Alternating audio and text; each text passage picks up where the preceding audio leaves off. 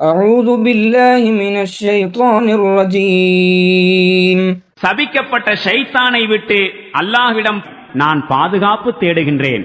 وكذلك أخذ ربك إذا أخذ القرى وهي ظالمة إن أخذه أليم شديد.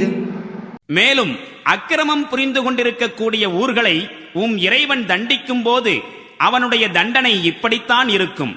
திண்ணமாக அவனது தண்டனை வேதனை மிக்கதும் மிக கடுமையானதுமாகும்.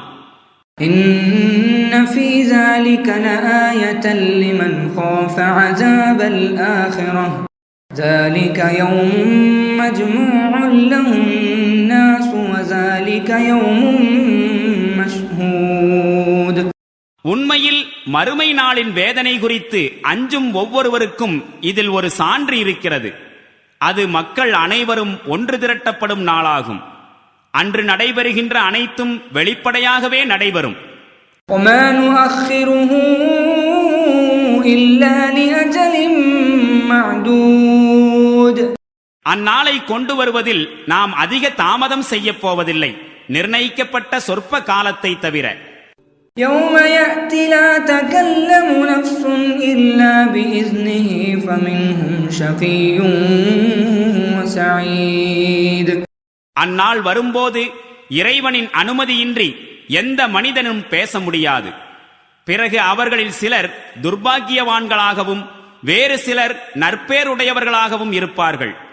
فأما الذين شقوا ففي النار لهم فيها زفير وشهيق.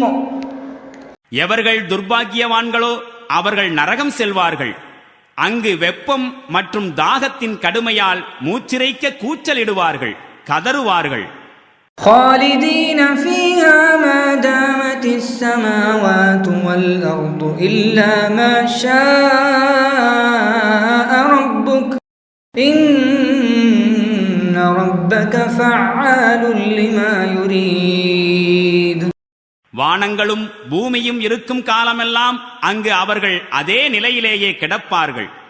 ஆனால் அந்நிலையை மாற்ற இறைவன் நாடினாலே தவிர தான் நாடுவதை செய்வதற்கு முழு அதிகாரம் உள்ளவனாக அவன் இருக்கின்றான்.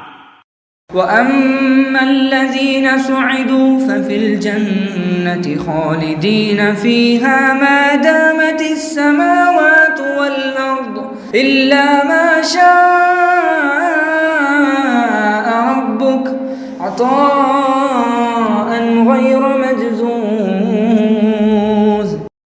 மேலும் எவர்கள் நற்பேருடையவர்களோ அவர்கள் சுவனம் செல்வார்கள்.